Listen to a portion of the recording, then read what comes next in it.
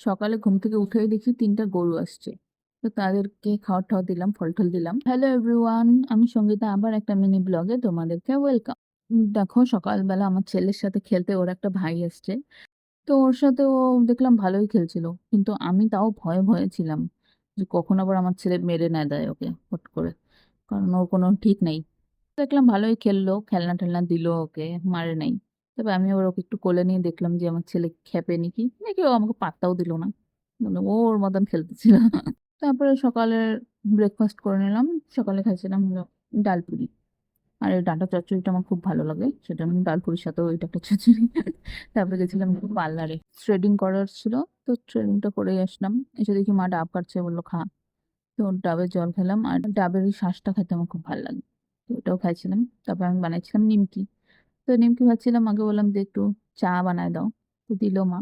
আর নিমকি দিয়ে এই দুধ চা খাইতে তো সেই লাগে। মানে খাওয়ার সময় সেই লাগে, পরে ঠেলাটা বুঝে যায়।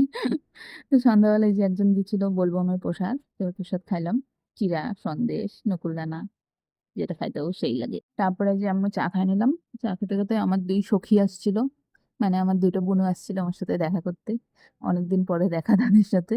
তো তাদের সাথে আড্ডা দিতে, দিতে আমি ফটো তোলার কথাও ভুলে গেছি। যাই হোক, আজকের ব্লগটা এইটুকুই। Tata, bye, by.